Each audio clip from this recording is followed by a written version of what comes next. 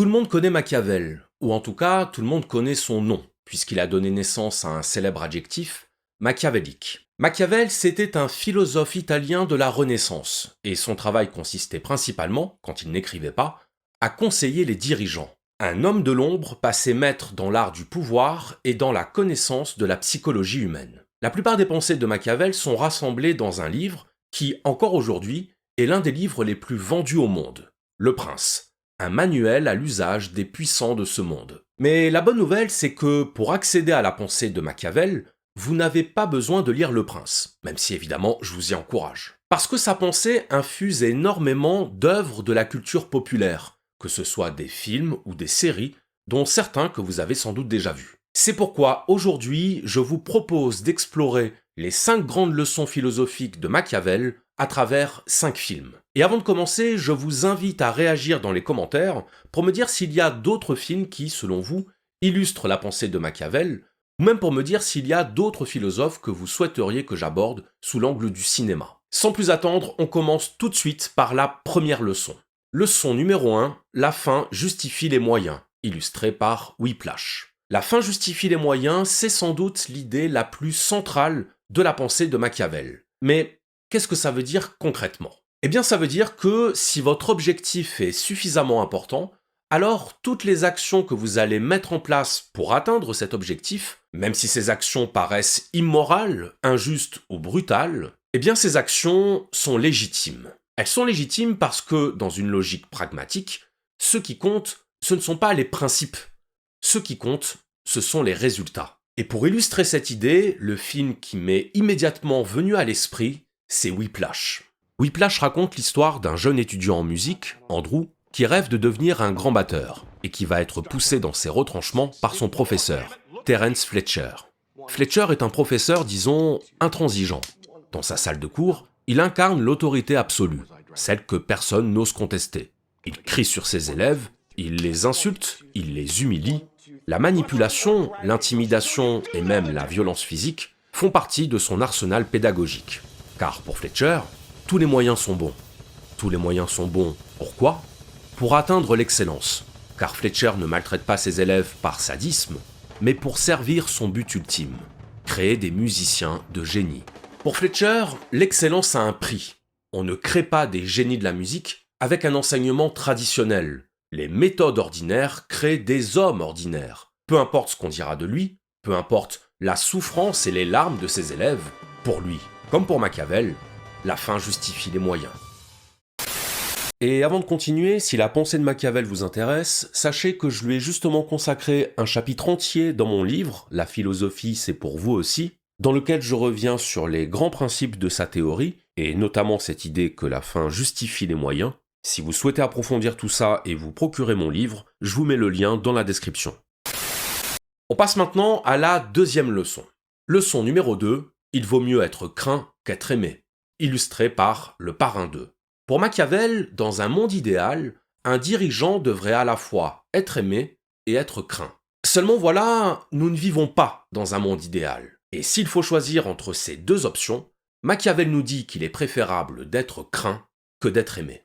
L'amour, l'affection, la sympathie, ce sont des sentiments très utiles pour l'homme de pouvoir. L'ennui, c'est que ce sont également des sentiments extrêmement fragiles. À la moindre déception, au moindre désir contrarié, l'amour peut s'envoler, voire se transformer en haine. Alors que la peur est un sentiment beaucoup plus solide, beaucoup plus fiable. La peur conditionne le comportement des individus, y compris quand leurs sentiments évoluent. Car même si vous n'aimez pas quelqu'un, la crainte qu'il vous inspire vous dissuadera de vous en prendre à lui. L'instinct de survie fait en sorte qu'avant de nuire à quelqu'un, on se demande d'abord si on n'a pas davantage à y perdre qu'à y gagner. Et pour illustrer ça, quel meilleur exemple que le personnage de Michael Corleone dans Le Parrain 2. Michael Corleone est le parrain d'une puissante famille de mafieux italo-américains. Extérieurement, c'est un homme calme, poli, respectueux. Mais dès lors que son pouvoir est contesté, il se transforme en un monstre d'une froideur implacable. Autour de lui, tout le monde, y compris sa famille, est constamment sur le qui-vive. Chacun pèse ses mots, mesure ses gestes, car personne ne sait vraiment ce qui pourrait déclencher sa colère. Michael Corleone ne gouverne pas son clan seulement par l'affection, il s'assure aussi l'obéissance grâce à la crainte. Mais Machiavel ajoute une précision très importante. Si le dirigeant doit effectivement se faire craindre, il doit à tout prix éviter de se faire haïr. Pourquoi cette nuance? Eh bien parce que la crainte maintient l'obéissance, alors que la haine, elle, nourrit le désir de révolte. La haine, c'est le carburant du ressentiment, c'est ce qui engendre irrémédiablement la tentation de la vengeance. Et c'est précisément là que réside le destin tragique de Michael Corleone. À force de vouloir inspirer une terreur absolue pour conserver son pouvoir, il finit par s'attirer la haine de son entourage. Il conservera le pouvoir, mais il perdra ce qui était le plus précieux pour lui, sa famille. Leçon numéro 3, les apparences sont plus importantes que la vérité, illustrée par les marges du pouvoir. Pour Machiavel, la politique, ce n'est pas seulement ce que vous faites, c'est aussi et surtout ce que les autres perçoivent de vous.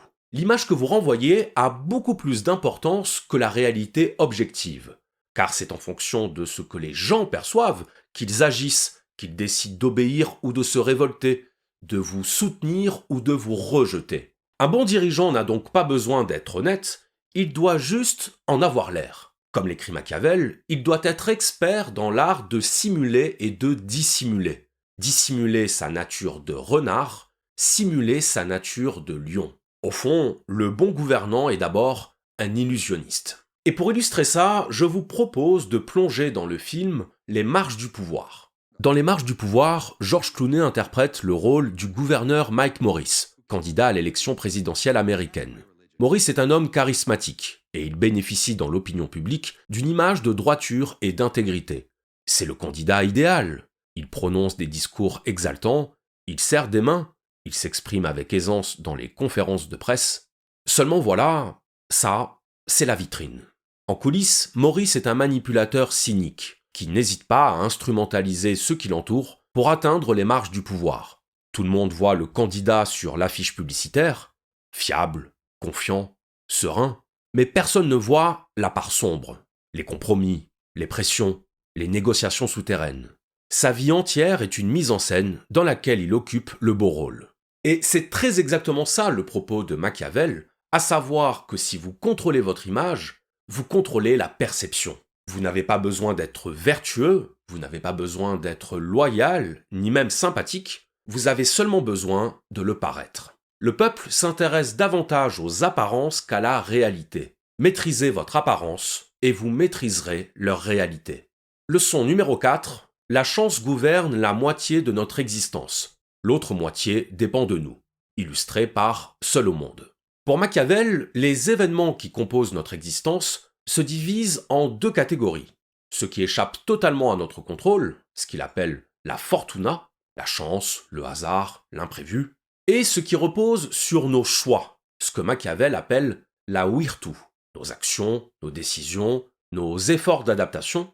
Vous ne pouvez pas empêcher la tempête de s'abattre sur vous, mais vous pouvez vous y préparer. Vous ne pouvez pas conjurer la mort, mais vous pouvez travailler à l'accepter. On retrouve d'ailleurs ici l'un des principes de la philosophie stoïcienne, qui nous dit « il y a ce qui dépend de nous et il y a ce qui ne dépend pas de nous ». Et pour incarner cette idée, j'ai choisi le film Seul au monde. Seul au monde est un film qui illustre à la perfection le propos de Machiavel sur l'imprévu et la manière dont on y réagit. Chuck Noland, interprété par Tom Hanks, survit à un crash d'avion et se retrouve seul sur une île déserte. Ça, c'est la fortuna, un événement hasardeux sur lequel Chuck n'avait aucune prise. Seulement voilà, tout ce qui se passe ensuite, le fait d'apprendre à pêcher, le fait de se construire un abri, de s'adapter à son milieu pour survivre, ça, ce sont les décisions de Chuck. Vous ne pouvez pas tout contrôler dans votre vie, mais face à l'imprévu, vous pouvez contrôler la façon dont vous allez y répondre. Chez Machiavel, la fortuna n'est pas toute puissante. Elle domine une partie de notre existence, mais pas la totalité. L'autre partie dépend de notre virtu, notre énergie, notre courage, notre intelligence. Autrement dit, la fortuna crée la situation, la virtu crée la réponse. Leçon numéro 5, être trop bon peut se révéler dangereux, illustré par l'impasse. Machiavel nous dit « Le monde n'est pas gouverné par les bons sentiments. Il est gouverné par l'ambition, par la peur et par l'intérêt. Et la conséquence est très simple à comprendre. Si vous décidez de jouer franc jeu alors que personne d'autre ne le fait, vous êtes perdant. » Ce que nous dit Machiavel, c'est que respecter les règles dans un monde qui ne les respecte pas, c'est se condamner à perdre. Ce n'est pas de la vertu, encore moins de l'intelligence, c'est de l'auto-sabotage. Et pour illustrer cette idée, on va parler du film L'Impasse. Dans L'Impasse, Carlito Brigante, joué par Al Pacino, est un ancien mafieux qui, lorsqu'il sort de prison, décide de se ranger. Il veut couper les ponts avec la criminalité et reconstruire sa vie de zéro. Il y parvient tant bien que mal, jusqu'à ce moment du film où il prend la décision de laisser la vie sauve à Benny Blanco, un jeune trafiquant arrogant qui l'a menacé de le tuer. Carlito justifie son choix par le fait que Benny Blanco n'est qu'un gamin, qu'il ne représente pas une menace sérieuse, et surtout que désormais, il ne veut plus faire ce genre de choses. Il s'agit d'un acte de clémence destiné à marquer la rupture avec son passé. Mais cet acte de clémence sera précisément celui qui provoquera sa perte. Car Benny Blanco n'est pas sensible à la compassion, qu'il prend pour de la faiblesse, il n'est sensible qu'à la force.